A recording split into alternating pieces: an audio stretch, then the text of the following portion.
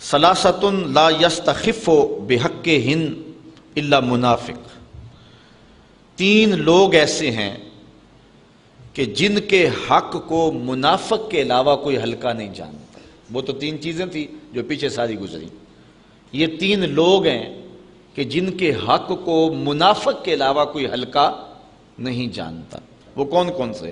ذو الشیبۃ فی الاسلام، جس نے اسلام میں بڑھاپے کو پا لیا، جو بوڑھا ہوا، بوڑھے کے حق کو منافق نہیں جانتا، باقی ہر مومن جانتا ہے کہ اس کا حق کیا ہے اور اس کی تعظیم کرتا ہے۔ امام ابو نعیم نے لکھا ہے جو شخص 80 سال کی عمر میں انتقال کرتا ہے، اللہ تعالیٰ اس کے بڑھاپے کا حیا کرتے ہوئے بغیر حساب کے جنت عطا فرماتا ہے، اور جو شخص 90 سال کی عمر میں انتقال کرتا ہے، اللہ تعالیٰ اس کے بڑھاپے کا حیا کرتے ہوئے اس کو قیامت کے دن حق شفاعت عطا فرمائے گا۔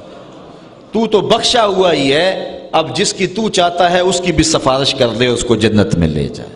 یہ اللہ کا خاص کرم ہوگا بوڑھے کے اوپر۔ حضرت باجزید بسطامی کہتے ہیں انتقال کے بعد کسی کو خواب میں ملے 72 سال کی عمر میں انتقال ہوا تھا، تو کسی نے کہا کہ سناؤ کیا حال ہوا؟ کہا اللہ نے کرم کر دیا۔ کہا کیسے؟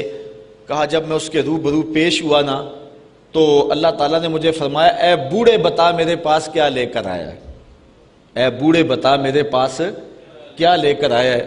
تو میں نے عرض کی مالک بادشاہوں کی دہلیز پہ اگر کوئی فقیر آئے تو بادشاہ یہ تو نہیں پوچھا کرتے کیا لے کر آئے ہو، بادشاہ تو فقیروں کو یہی پوچھتے ہیں کیا لینے آئے ہو۔ میں لے کر کچھ بھی نہیں آیا، تیری رحمت لینے آیا ہوں۔ اللہ تعالیٰ نے بغیر حساب کے میری مغفرت فرما دی۔ تو بوڑھے کی عزت اور تکریم یہ ایمان کی علامت ہے، اور جو بوڑھے کی عزت نہیں کرتا ہے وہ منافق ہوگا۔ وذو العلم، اور دوسری بات علم والا شخص، عالم شخص اگر بھٹک بھی جائے نا تو پھر بھی اس کی قدر کرو اور اس کے لیے دعا کرو کہ اللہ اس کو ٹھیک کر دے۔ تو علم والے کی قدر بھی جو ہے وہ مومن کرتا ہے۔ منافق عالم کا گستاخ ہوتا ہے، یہ بات آپ کو بتاؤں، جو منافقانہ روش رکھتا ہوتا ہے اس کے سینے میں عالم کے لیے قدر نہیں ہوتی ہے۔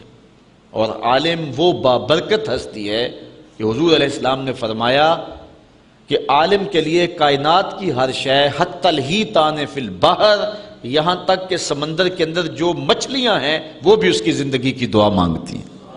یہ کتنی بڑی بات ہے، اور میں کہتا ہوں اس سے بڑی بات کیا ہوگی کہ حضور نے فرمایا العلماء ورثۃ الانبیاء، علماء نبیوں کے وارث ہیں۔ کتنی بڑی بات حضور نے فرمائی۔ سلطان محمود غزنوی اس حدیث پہ یقین نہیں رکھتا تھا، وہ کہتا تھا کہ شاید یہ علماء نے خود نہ حدیث گڑی ہوئی ہو کہ یہ علماء نبیوں کے وارث، اتنا بڑا اعزاز۔ دوسرا شک اس کو اپنے باپ کے بارے میں تھا، سلطان سبکتگین ہے یا کوئی اور۔ تیسرا اس کو شک قیامت کے بارے میں رہتا تھا۔ یہ ابتدائی زندگی کے حالات ہیں۔ ایک دن بادشاہ نکلا، آگے خادم سونے کا شمع دان لیے چل رہا ہے، اس نے ایک طالب علم کو دیکھا کہ وہ مدرسے میں سبق یاد کرتا ہے، مدرسے کی لالٹین میں تیل نہیں ہے، بھولتا ہے تو کتاب اٹھا کے ایک ہندو بنیے کی دکان پہ جا کے وہاں جلتے ہوئے گیس کی روشنی میں کتاب دیکھتا ہے، پھر آ کے یاد کرتا ہے، بھولتا ہے تو پھر جاتا ہے۔ بادشاہ نے پہلی مرتبہ تڑپ دیکھی تھی، دل پسیجا، وہ سونے کا شمع دان طالب علم کو دے دیا۔ طالب علم راضی ہوا تو اللہ کے رسول بھی راضی ہو گئے۔ بادشاہ واپس آیا، سویا مقدر جاگے، آقا کی زیارت نصیب ہوئی۔ اب سنو حضور علیہ السلام نے کیا فرمایا۔ فرمایا اے سبکتگین کے بیٹے محمود، آج تو نے میرے ایک وارث کی قدر کی ہے، کل قیامت کے دن میں تیری شفاعت کروں گا۔ حضور نے ایک جملہ ارشاد فرمایا، 3 شک بھی دور کیے، جنت کی بشارت بھی عطا فرمائی۔ تو یہ علماء کے لیے یہ کافی ہے کہ وہ حضور علیہ السلام کی جان نشینی کا اعزاز رکھتے ہیں۔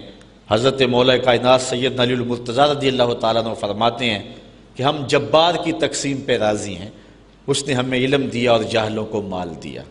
مال جو ہے یہ فرعون اور نمرود کی وراثت ہے، اور علم انبیاء کی وراثت ہے۔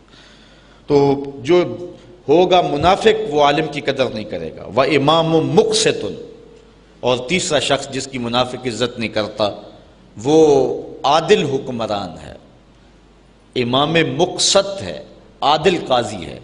تو عادل قاضی کو علماء نے لکھا ہے الانحناء للسلطان اور لغیرہ مکروہ، کہ بادشاہ کے سامنے یا کسی اور کے سامنے جھکنا ممنوع ہے، اور ان کے ہاتھ چومنا بادشاہوں کے حکمرانوں کے یہ بھی ممنوع ہے۔